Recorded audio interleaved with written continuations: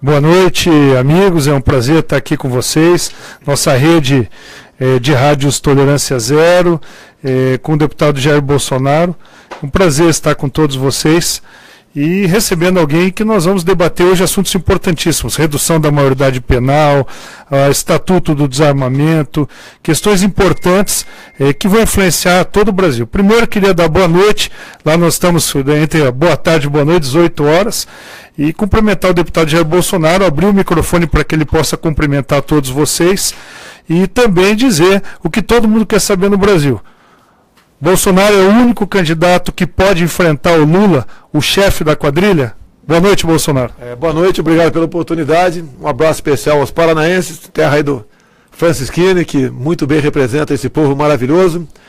Eu já morei ali, vizinho ali, Adrianópolis, né? Antiga Paranaí.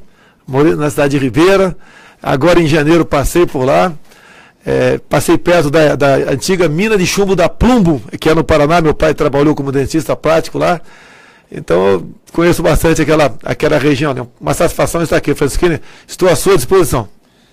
Deputado, eu queria agradecer a tua presença. Nós, além de estar ao vivo no Facebook, nós estamos em rede de rádios FM lá no Paraná.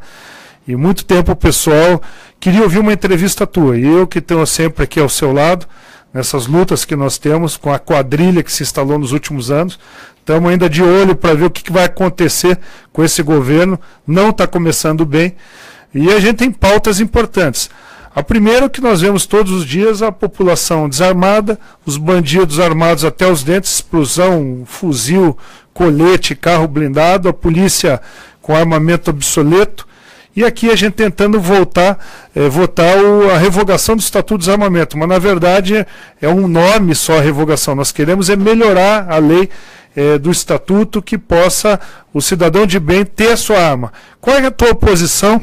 E muita gente quer ouvir essa tua posição, para que possamos identificar no parlamentar aquilo que ele vai fazer quando estiver no Executivo um dia. Primeiro vamos cumprimentar aqui o deputado Peninha, lá de Santa Catarina, né? Que é autor do projeto de lei 3722. Dizer que, do que depender de mim, se um dia eu tiver poderes para tal, tenho certeza que você falar a mesma coisa, Francisquina, nós temos que mudar essa legislação completamente. Temos que, praticamente, na verdade, tocar no fogo o Estatuto do Desarmamento, tá ok? E passar a fazer exatamente o contrário. O cidadão de bem tem que ter o direito de ter a posse de arma de fogo. E o registro tem que ser definitivo, que esse governo aí do PT criou. Na verdade, foi o IPVA das armas, que periodicamente, quando você busca a renovação do registro de 3 em 3 anos e o governo atrasa, a pessoa que tem uma arma já passa a ser potencialmente um criminoso, porque está com aquela arma dentro de casa e não consegue registrá-la. E liberar também a marca de armas, não é apenas a Taurus, não.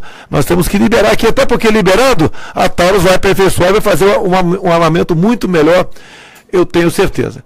E mais no tocante ao porte de arma de fogo, temos que flexibilizar o máximo possível. Mais gente, né, ter o direito ao porte de arma de fogo. Dessa maneira, pode ter certeza que a violência no Brasil vai diminuir, e muito. Eu fui relator de um projeto teu lá na Comissão de Segurança Pública, você se lembra, do porte de arma para os atiradores profissionais. Ridículo. O atirador profissional tem um armamento que muitas vezes é melhor que o da polícia, na grande maioria das vezes, e ele tem que ir com a arma sem munição, desmontada dentro de um porta-malas de um carro para ser assaltado. Outro projeto importante que eu queria que você comentasse é a questão do porte de arma longa, como você mesmo diz, de fuzil, para o cara que mora na área rural, fazendeiro, o sitiante que está lá esmagado pelo MST, atacado de todos os lados por bandidos que roubam implementos agrícolas, assaltam as fazendas, e hoje, se ele tiver uma arma em casa, é capaz dele ir preso e os bandidos vão lá e fazem a limpa. O que você tem para o pessoal da área rural e para os atiradores? Mas que primeiro o pessoal deve estar perguntando, por que só para o atirador? Nós temos que fazer o que nós podemos. Teve um projeto meu no passado, nós aprovamos e a Dilma vetou. Era o porte de arma para agentes penitenciários e guarda portuários. Ela vetou nosso projeto e poucos meses depois apresentou um projeto que foi exatamente igual ao nosso. Então nós tentamos, por parte aqui, fazer com que setor da sociedade possa ter arma de fogo. Você pode ver, um sargento, um subtenente do Exército Brasileiro, da Marinha, da Aeronáutica, da reserva, não tem porte de arma. Às vezes você pega um subtenente que com 30 anos de serviço foi para casa e ele não consegue ter porte de arma. É uma dificuldade enorme. Então isso tem que ser mudado. Quando eu falo sobre fazendeiro, o que vem acontecendo aí na área rural, entre outras coisas? O marginal adentra fazendo o cara com a foice na mão, às vezes tem um gado um pouco manso, ele pega e dá uma foiçada nas pernas do boi, corta a perna do boi, o boi cai no chão, ele dá uma foiçada no cupim do boi e vai fazer um churrasco em casa. E o fazendeiro não pode fazer nada, porque está completamente desarmado. E propriedade privada, Franschini, é sagrada, ele tem que ter direito a defendê-la e, se for o caso, matar o invasor. E daí nós temos que aprovar no Código Penal o que nós chamamos de excludente de ilicitude, ou seja, numa situação como essa, para defender a sua vida, a sua propriedade ou a propriedade de terceiro, você pode fazer uso da força até matar, se for o caso, que você responde, mas não tem punição. Assim é em muitos países do mundo afora. Vai fazer uma besteira lá nos Estados Unidos, vê o que acontece contigo.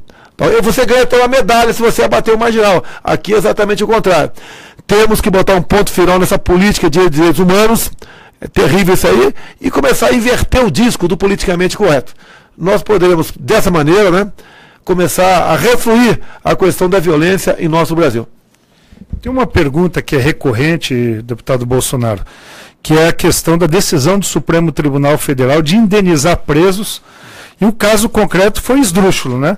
Um preso que estava num lugar de superlotação, condenado por latrocínio, quer dizer, assaltou e matou alguém, e por estar com a cabeça perto do vaso sanitário, nesse caso concreto, o Supremo Tribunal Federal decidiu que ele tem direito à indenização. Você imagina agora se espalhando pelo Brasil, já que isso tem repercussão geral, a decisão do Supremo, de que todo preso que está em superlotação, ele tem direito a uma indenização. Quer dizer, a vítima não tem direito a nada, mas o preso que foi para lá porque matou, estuprou, roubou, traficou, esse tem direito. Qual que é a tua posição sobre isso? Imagine que esse marginal tenha matado um pai de família. Eu duvido que a viúva, né, e os órfãos tenham recebido alguma coisa do Estado ou do quem quer que seja. Mais uma decisão infeliz do Supremo Tribunal Federal que vem legislando ao longo dos tempos. Há pouco tempo, uma turma do STJ, acredite se quiser, decidiu o quê? Que o desacato, o abuso de autoridade deixa de existir, não existe mais, ou melhor dizendo, o abuso de autoridade deixou de existir. Isso passa a ser o quê? Liberdade de expressão, ou seja, um policial militar, rodoviário, para alguém numa pista, ou alguém suspeito. E essa pessoa manda o policial catar coquinho. Isso é liberdade de expressão, não é mais abuso de autoridade, não é mais desacato. E você não pode prender ninguém por isso. Ou seja, estamos no fim do mundo. E o Supremo, com essa decisão, que tem, que você bem disse, repercussão geral, qualquer um presidiário pode começar a requerer isso. Imagine a festa que não vai ser para advogados e para a bandidagem também. Mas eu acho, Franschini, que a intenção não é aquele marginal que está com a cabeça encostada na privada, não. É para mostrar como os presídios estão cheios. Nós devemos, mesmo condenado, botar menos gente para dentro da cadeia. E quem sabe o condenado por corrupção não vai para a cadeia, por quê? Já está cheio lá. Você vai botar um ou outro criminoso dentro da cadeia. Talvez seja isso. Até porque nós tivemos há pouco tempo aqui, então, o deputado Domingos Dutra. Ele era do PT lá do Maranhão. Depois não foi reeleito. Ele apresentou um projeto aqui conhecido como Estatuto do Encarcerado. Uma série de abusos naquele projeto dele. Como, por exemplo, a presidiária passaria a ter direito ao quê? Salão de beleza. O preso a shampoo, a creme hidratante. Direito à visita íntima. Era dado o dia 25 de junho como Dia Nacional do Encarcerado. Ou seja, dentro de cada presídio ia ser eleito ali um bandido, né? Na Papuda seria o Zé Disseu, com toda certeza, né? Lá em Curitiba, daqui a um tempo seria até o Lula, se Deus quiser, caso isso fosse uma possibilidade concreta da nossa parte. Mas o mais importante é um artigo que dizia o seguinte: passaria a ser direito do encarcerado a cela individual, ou seja, ninguém mais iria para trás das grades, a não ser aqueles que o próprio judiciário decidisse que deveria ir para trás das grades. Tem muito lugar no Brasil, deputado Bolsonaro, que estão achando saídas para diminuir a quantidade de presos. E na maioria deles, eles inventaram mutirão carcerário e a tal audiência de custódia para liberar presídio. Ou seja, de vez de construir presídio para tirar ele de circulação, nós vamos botar na rua. Fazem mutirões para soltar bandidos, para não dizer que está com superlotação. E por outro lado, a audiência de custódia, ou seja, a polícia prende, às vezes nem acabou de preencher a documentação, já está o bandido saindo pela outra porta. Eu vi um vídeo esses dias lá do Rio Grande do Norte da Polícia Militar, acho que você deve ter visto também, deles pegando um menor de idade, 17 anos, foi pego no dia anterior com 38, uma 45, maconha, cocaína, saiu antes da saída da equipe da polícia que o levou preso. Então, o que você pensa sobre mutirão penitenciário para soltar preso, sobre essa audiência de custódia em que o policial se vê desrespeitado e que não adianta ele fazer prisões, a população cobra e não adianta nada? Qual que é a tua posição sobre isso? Olha, na questão da audiência de custódia, duas coisas gravíssimas, né? É comum o policial sair daí respondendo o processo. Abuso de autoridade, tortura psicológica, maus tratos, isso é comum acontecer, porque vale a palavra dor marginal para muitos juízes que participam dessas audiências de custódia. Agora, Francisquini, de onde é que veio a audiência de custódia? Veio do Conselho Nacional de Justiça, ou seja, o CNJ também está legislando. Se tivesse um presidente da República sério nesse país, poderia questionar a justiça, ou seja, quem tem que decidir se tem ou não audiência de custódia somos nós aqui, e não o CNJ, por vezes o STJ, por vezes o Supremo, legislando cada vez mais em nosso país. É uma coisa que eu não gosto de tocar no assunto, né? Mas você pode ver, a semana passada, uma proposta da senadora Marta Suplicy resolveu lá legalizar a questão da união civil de pessoas do mesmo sexo. Nós não temos nada a ver com isso, cada um vai ser feliz como bem entender. A nossa bronca e a tua é com material escolar. Agora, não pode, nesse caso, uma senadora legislar sobre isso, por quê? Através do projeto de lei. Ela pode até legislar via proposta de emenda à Constituição. Porque no inciso 3º, no artigo 226 da Constituição, diz: para fins de proteção do Estado, é reconhecida a união estável entre homem e mulher. Então, se a senadora quisesse regulamentar via lei, se bem que o CNJ também já regulamentou esse assunto e as pessoas do mesmo sexo já estão fazendo o casamento em cartório. Nem precisava apresentar isso lá. Mas o péssimo exemplo da senadora Marta Suplicy, mudar a Constituição através do projeto de lei. Repito aqui, ninguém é contra a união civil de pessoas do mesmo sexo. Vão ser felizes da maneira que bem entender. Mas essa forma de o Senado legislar, mudando lei, mudando a Constituição através projeto de lei e não emenda à Constituição, é mais um exemplo que nós estamos aqui vivendo uma balbúrdia legislativa em nosso Brasil. Nós, a gente faz 2 anos já, juntos votamos aqui em primeiro turno a redução da maioridade penal para os crimes hediondos. Já está no Senado. Então, parou isso, nós não vimos ainda resultado. A população cobra todos os dias. Não tem um dia que não tem um menor executando um pai de família, estuprando uma mulher, achando que está acima da lei, da ordem, e os direitos humanos do Brasil todo defendendo essas pessoas como se fossem mudar o país, mudar alguma coisa. A gente vê que uns são irrecuperáveis, cometem crimes e quando forem maiores serão piores ainda. Se a gente não tocar para frente esse projeto no Senado agora, nós não vamos ter. O Senado hoje, se a gente for fazer uma análise, nós já conversamos sobre isso, tem 70%, 80% do Senado tem um perfil de esquerda, que acha que é uma questão de direitos humanos não punir esses menores de 18 anos, que são maiores do que a gente, cometem crimes gravíssimos e se sentem impunes. Como nós podemos ver um presidente da República, alguém que possa assumir essa cadeira um dia? O que faria um presidente da República um dia se ele fosse presidente e olhasse o que faz hoje esses adolescentes que cometem crimes gravíssimos por aí, Jair Bolsonaro? Olha, um presidente da República pode muito, mas não pode tudo, né? Essa questão de proposta e emenda à Constituição não tem participação do chefe do Executivo, porque nós aprovamos e promulgamos isso aqui dentro. Mas, logicamente, um presidente pode ajudar, junto com a sua bancada. Nós queríamos, no primeiro momento, eu, Francisquini, e grande parte dessa casa aqui, aprovar a redução da maioridade penal de forma simples, passar para 16 anos. Com 16, 17, o elemento ia ser julgado e punido de acordo com a lei que hoje em dia existe para os maiores de idade. Mas, para podermos aprovar a PEC da redução da maioridade penal, tivemos que ceder. E nós, então, só aprovamos na casa aqui a redução para quem cometa crime hediondo. É o tráfico, é a lesão corporal seguida de morte, é o latrocínio e estupro. Agora, deixar bem claro, né? Nós aprovamos, está no Senado. Eu acho que no Senado não é que não vai ser aprovado, nem vai ser votado. Porque lá a maioria de esquerda, como você disse aí, não quer aprovar isso aí. Agora tem uma deputada federal do Rio Grande do Sul, que está em processão no Supremo Tribunal Federal, que ela, né, defende menores estupradores. Por que eu falo isso? Porque ela votou contra a redução da maioridade penal, mesmo para crime de estupro, para menor de idade.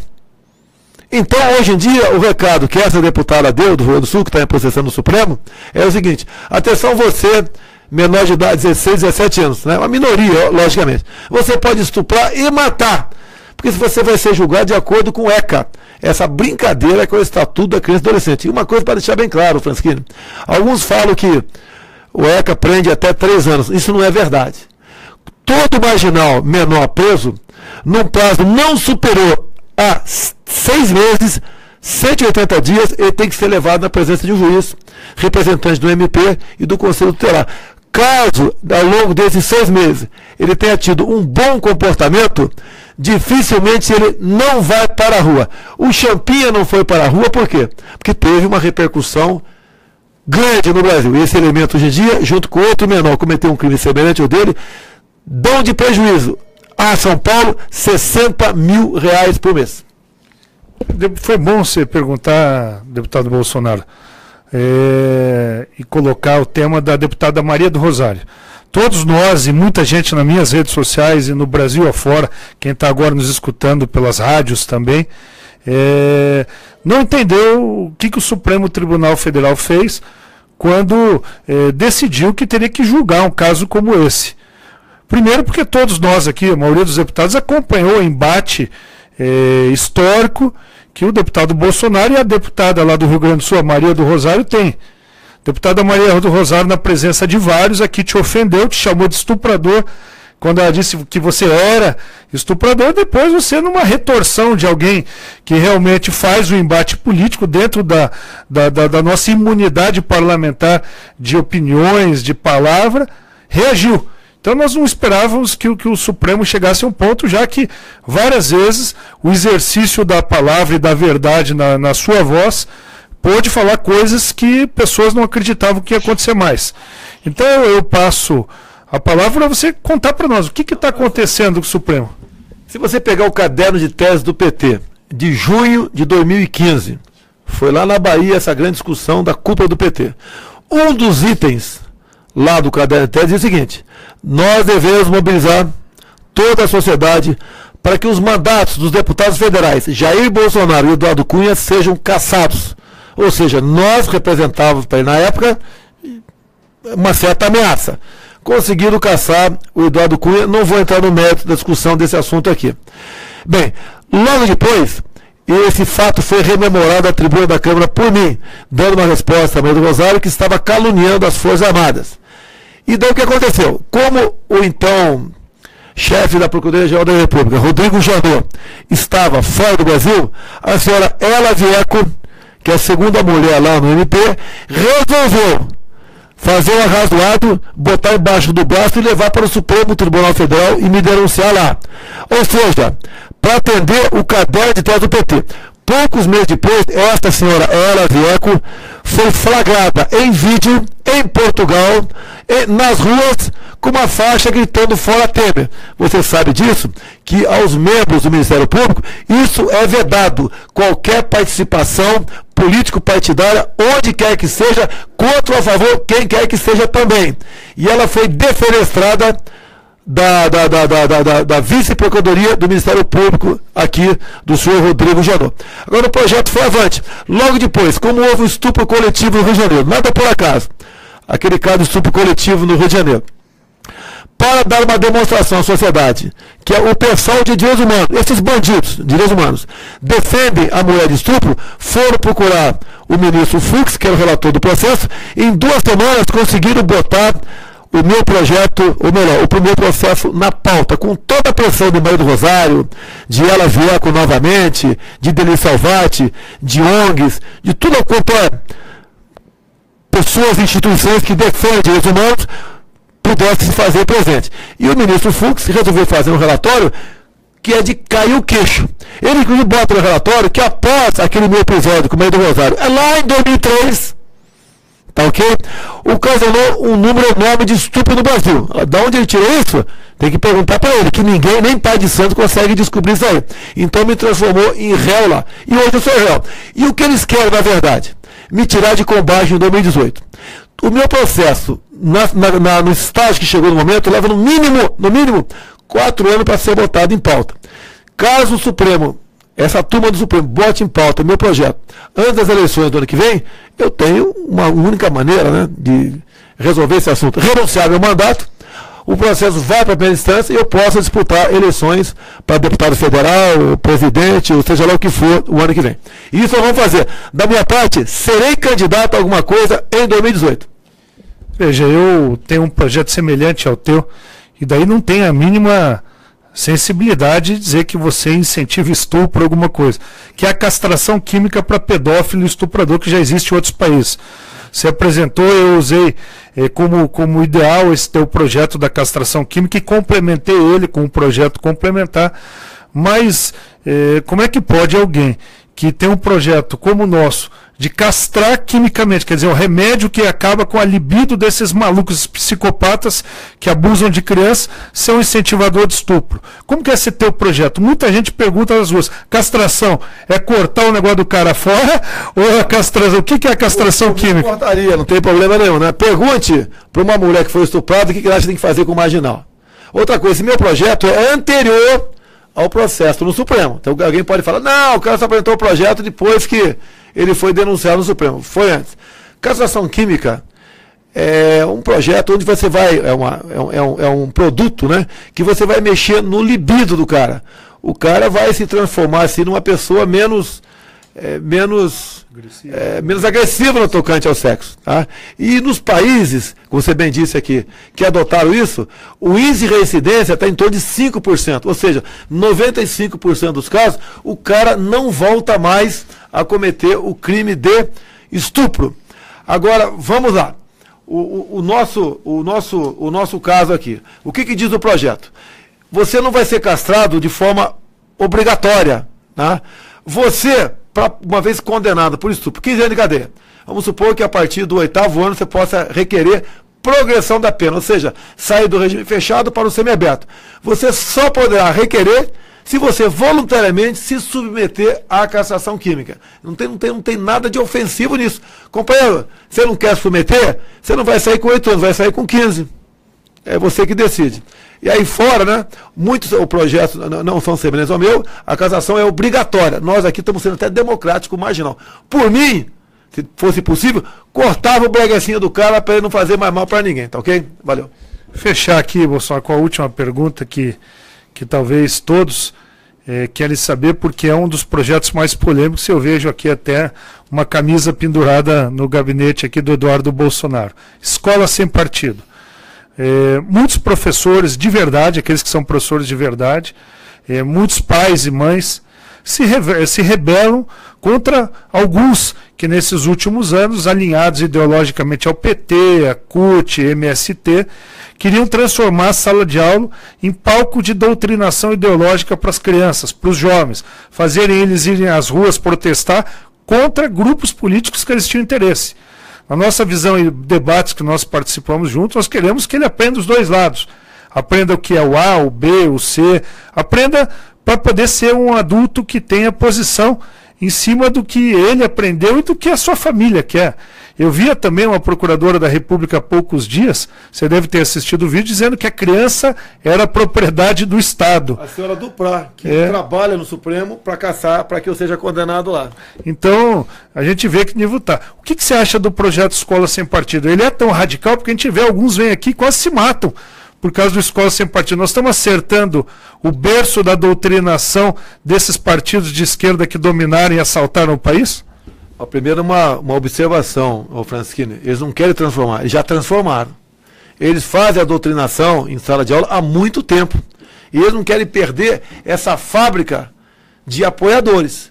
Porque tem muito moleque aí, cabeça de vento, que fica acreditando aí nessas besteiras, né? E estão prontos para ir às ruas, para depredar o que quer que seja, para cometer atos de violência em prol de um projeto pessoal, doutrinação. Você pode ver, essa garotada que defende isso aí, defende que você pode doutrinar em sala de aula, e defendem as políticas de países totalitários, né, como Cuba, Coreia do Norte, o PCdoB aqui, o pessoal, até quando morreu o pai do Kim Jong-un, o pessoal do PCdoB fez uma moção de pesar para o pai do Kim Jong-un lá na Coreia do Norte. Eles não abrem mão disso aqui. E nesses países não tem isso. Vá lá na Coreia do Norte, se é que você vai poder chegar lá, né? E veja se tem internet lá.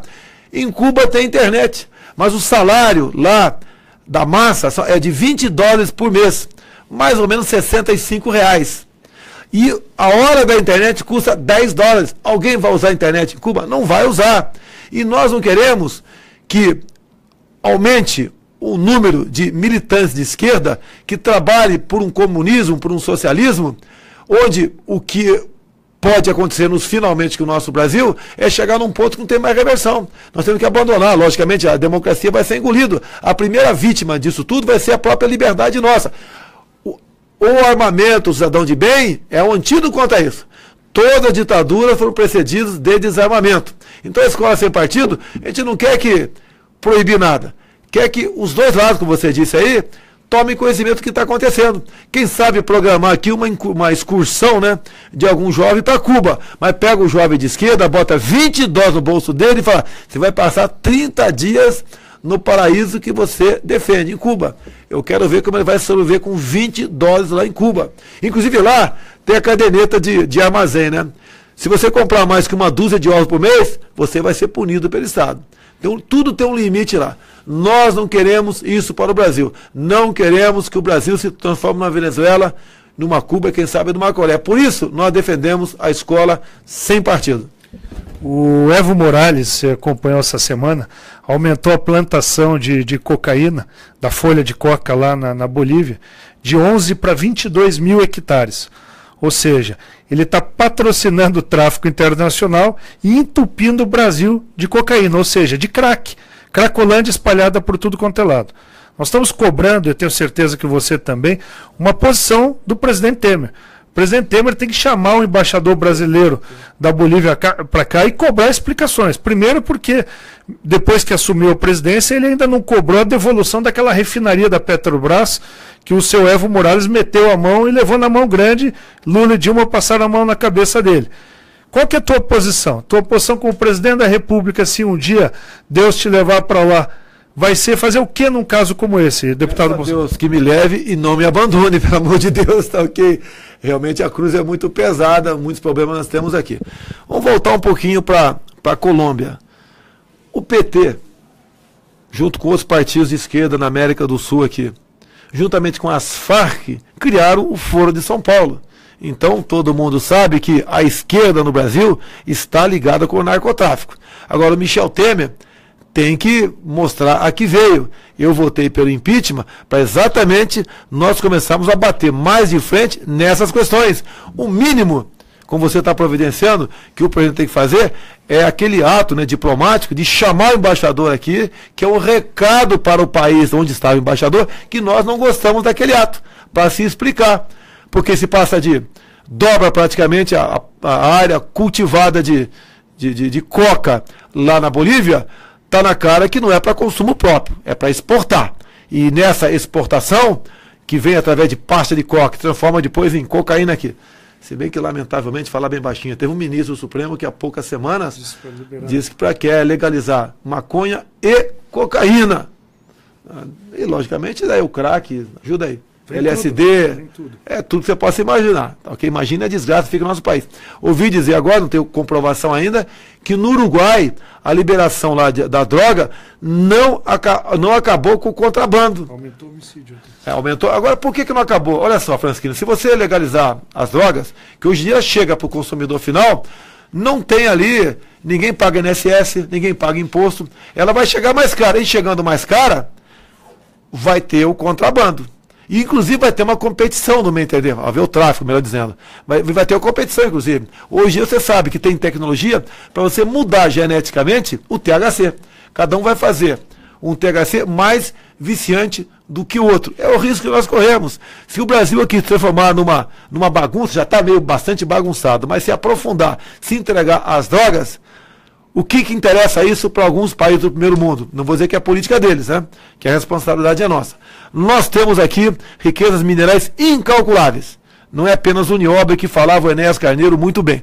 Temos também aqui a figura do grafeno agora, que é um assunto para outro programa nosso. Nós acabamos entregando essas grandes riquezas a empresas multinacionais que tiram esse mineral in natura aqui para o benefício próprio. Nós vamos ficar aqui, quem sabe, como aconteceu no passado recente da África, né? Gente aqui brigando contra a gente nossa mesmo para o bem-estar deles lá fora. Bom, queria então encerrar agradecendo muito a presença do deputado Jair Bolsonaro, agradecer a audiência de todos vocês que nos acompanharam nessa extensa entrevista e com certeza pela amizade demorou tanto, poucos jornalistas conseguem arrancar esse tempo todo e essa parceria, e eu quero deixar os microfones abertos e pergunto de novo para encerrar. Na minha visão, o deputado Jair Bolsonaro é o único que consegue enfrentar Lula numa eleição presidencial para evitar a volta da quadrilha ao poder. O que o deputado Jair Bolsonaro tem para falar para todas as pessoas que nos escutam hoje? Daqui a pouco nós estamos no Ratinho, programa gravado. Eu gravei também o programa Danilo Gentili, o próximo dia 20, a semana que vem. E o Gentili perguntou para mim quem iria para o segundo turno, né? Logicamente comigo, né, que eu estava lá. E eu falei, Lula, não é que eu quero Lula, não é isso daí. O Lula vai tirar proveito dessa reforma da Previdência. Vai tirar proveito dela. Eu vou votar contra essa reforma da Previdência? Também vamos votar contra isso aí. Mas o PT vai tirar proveito dela. Vai, no meu entender, fazer com que o Lula chegue próximo a 20% de intenção de votos. E olha que dessa vez, né, não vai dar para eles fraudarem, porque vamos ter o voto impresso ano que vem. Projeto meu, nós aprovamos o voto impresso. A chance de fraude, pelo que parece, é próximo de zero, ou quase zero. Agora, inclusive, foi o Gentili, ele botou no ar uma entrevista do Aécio Neves, né, falando que nem eu, nem Lula iríamos para o segundo turno. Daí eu respondi para o Gentili o seguinte, então vai dar empate no segundo turno, porque nós iremos. Ok? Infelizmente ele irá também. Gostaria que fosse alguém parecido com o nosso perfil. Mas, num segundo turno, vai caber a você. Em especial aqueles 30% que votam nulo ou não vão votar por um motivo de não confiar no voto eletrônico, agora vão ter como confiar. E ao participar com voto confiável, eletrônico e em papel também, nós temos como começar a mudar esse Brasil. E o apelo final aqui, se você quer votar em mim, ou alguém do meu perfil, ou do Francisquini, vote para deputado estadual, para federal e senador, gente com perfil igual ao nosso, que chegar lá, sentar-se na cadeira presidencial e enfrentar um Congresso, como você há pouco ouviu o Francisquini explicar aqui, e enfrentar um Senado, onde 70% é de esquerda, vai ficar empate aqui também. Não vamos chegar a lugar nenhum. E nós queremos mudar esse Brasil. Obrigado. Valeu, garoto. Um abraço. Até mais, gente. Um abração para vocês.